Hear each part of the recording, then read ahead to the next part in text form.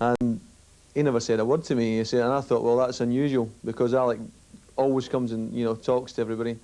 And I thought, you know, there's some strange here. But, you know, still couldn't believe that there was any remote possibility I'd be left out.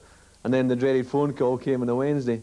From Alec? From Alec himself, which, you know, obviously was great that Alec was phoning me up himself and giving me the news personally. And, you know, you've got to appreciate that the man will phone you up, you know, to give you the news. And he came on a bit solemn, and I knew right away that I was, you know, I wasn't going. But we had a talk about the thing, and, you know, I just said, well, I've got to accept your decision. You pick the team, you pick the squad of players, and you're the manager. And I just said, well, I wish you all the best. But even then, when he told me, it never really sunk in. It was only when the reports started to come back from the training pitch at Santa Fe and then on to Mexico that, you know, I felt really dejected. I can't change anything, Alec can't change anything. I mean, I'm still friends with him. I mean, the big thing, I went home to Scotland for a week and people kept asking me, what happened? You know, did you have a bust-up? Did this happen? Nothing like that. I've always got on great with Alec Ferguson, and I still do get on great with him.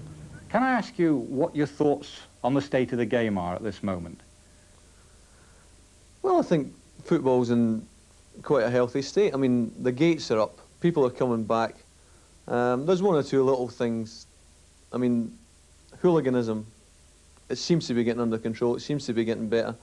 I would just sort of appeal to the press, the media, you know, not to try and make big issues out of nothing. I mean, you've got to sell papers, but, you know, let's try and look at the bright aspects of football. I'd also maybe appeal to players that I think I'm fed up picking up papers and reading about players backstabbing everybody else and calling them this and calling that. I don't think there's any need for it at all. And like I say, if everybody can pull together and look at the brighter aspects of the game, then I think football's still got a bright future. Yes, and our congratulations to Alan Hansen.